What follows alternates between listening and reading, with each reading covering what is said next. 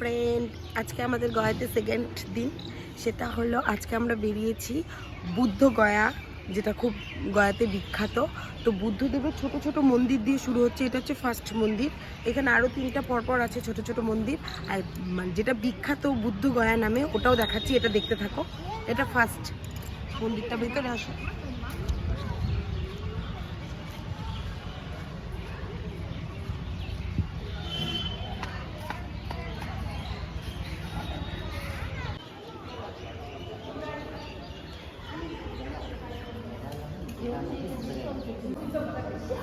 সুন্দর।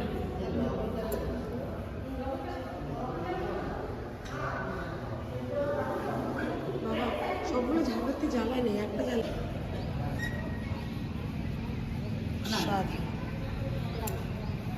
এটা ধরে টেনে নেয়। মন্দিরের পাশে ছোট দোকান, দেখো সব বুদ্ধ মূর্তি, নানান রকম বুদ্ধদেবের সব জিনিস।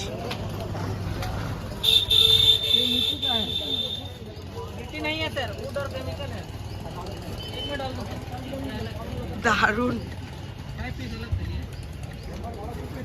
এটা হলো 2 নাম্বার মন্দির।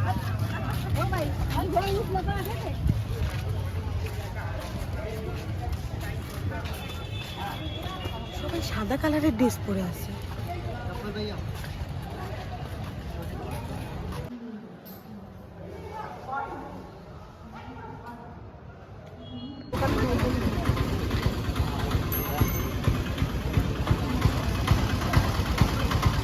সাধারণ।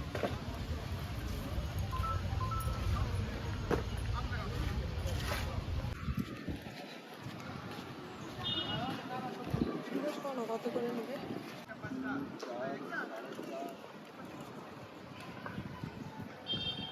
অপূর্ব দেখতে। দারুণ। দেখো সব বুদ্ধের স্ট্যাচুগুলো, একটা এইভাবে, একটা এইভাবে। হ্যাঁ, সবার হাত দেখো চেঞ্জ আছে। এইভাবেই থাকতে হয় নাকি বুদ্ধের ইসে করতে হলে সম্ভব। আবার একই সাথেই পরপর আছে। এটা 4 নাম্বার। আসো।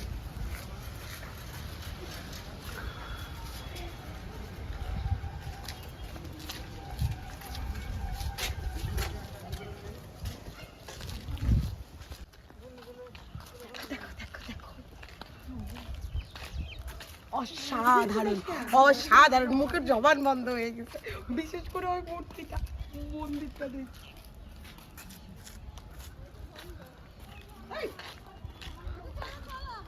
একটা জিনিস দেখো,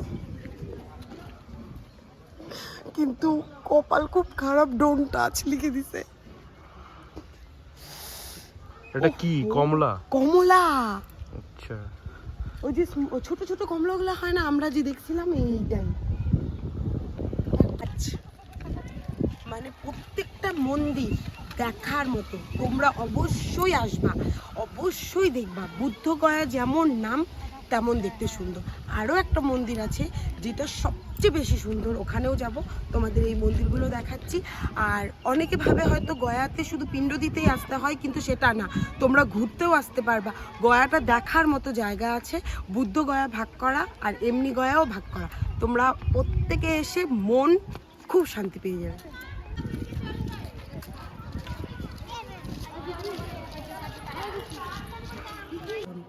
প্রত্যেকটা ইসেতে দেখো বুদ্ধ মূর্তি দিয়ে ইসে করা। এদিকে আসো, দেখো প্রত্যেকটা খাপে খাপে বুদ্ধ মূর্তি বক্স করে দিছে গোটা মন্দিরটা। আর উপরের কারুকার্য এত সুন্দর।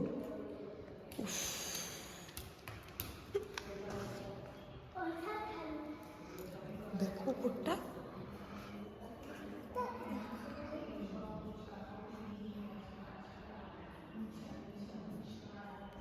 এটা 6 নম্বর, দেখে নাও। এটা হচ্ছে, এই মন্দিরটা হচ্ছে থাইল্যান্ড থেকে এসে বানানো। চলো।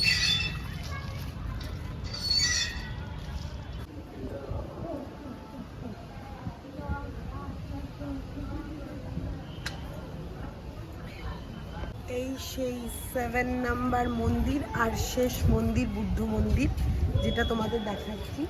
এই দেখো, ভিতরে মোবাইল নিয়ে যাওয়ার কোনো অনুমতি নেই, সাইডের থেকে আমরা দেখাচ্ছি, যার জন্য ভেতরটা তোমাদের দেখাতে পারলাম না।